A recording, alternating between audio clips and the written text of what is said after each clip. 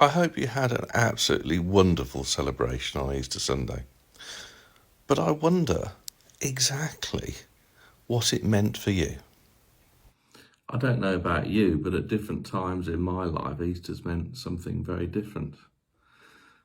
Sometimes it's been an absolute joy collecting eggs and having fun and having family together.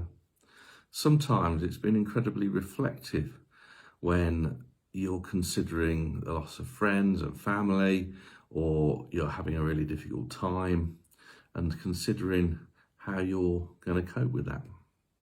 Depends on our Christian journey, I suppose. There's a thing called the doctrine of the resurrection. And I remember in the first month of training in a basic diploma in theology, having these doctrines questioned. We had to stand in a corridor and we looked at resurrection, and we had at one end people who didn't believe there was a resurrection, and we had at the other end the people that believed it was a full human bodily resurrection. And you had to stand in a line somewhere on either at either end or in the middle or somewhere within it, and then explain yourself.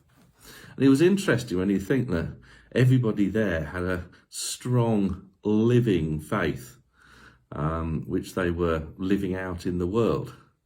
And yet the range of interpretation, the understanding of what resurrection was, it was startling, and some people simply couldn't cope with that. And I know that a couple of people actually left training in the first month just by being faced with the sheer range of thought that was about on some of these subjects. I came to a conclusion fairly early on that 2,000 years of theology has still not resolved all these questions that were around even in Jesus's time. If you actually go to 1 Corinthians and start at verses 35 of chapter 15 instead of 14 and 15, you'll see that even Paul is discussing the difference between a heavenly body and a human body, and the fact that if it's a heavenly body, it is not going to be of corruptible human flesh. So even in the earliest days, and even with a very dogmatic view there was a resurrection, there's still huge amounts of interpretive spread there. So is that what we hang on to at Easter? The doctrine. Is that what it means to you? The doctrine. Well, I'm pleased to say that becoming a Methodist was a theological, easy step for me, because, we have Bible, we have 4 Gospels with different stories, and we have different interpretations in different places. We have 2,000 years of theology, which is our history and our tradition. And we all know that there's been some horrors created throughout history, where people have argued that somebody's heretical.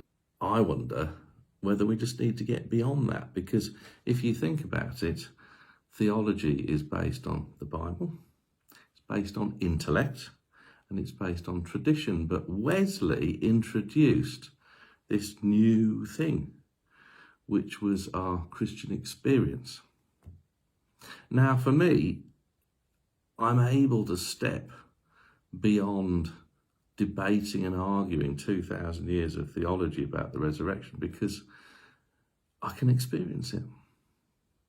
We experience it every time we work with other people for their benefit, every time we love when it's difficult, every time we open something new that serves the community, like a warm hub or a Kids Matter program or something like that.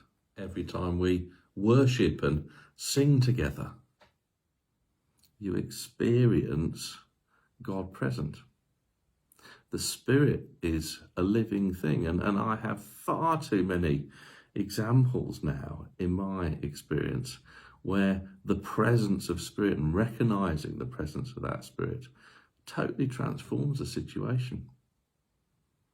So for me, the living God is the result of Easter. The fact that we have God with us through the Spirit, and the fact that we see earth and heaven joined at times in this really difficult world, is a hopeful and wonderful thing that breeds and brings new life. So let's have joy in our faith. Let's have joy in the living experience of Easter, because it's wild. Christ is out there in the Spirit, working in the world, and we get to join in and be part of that.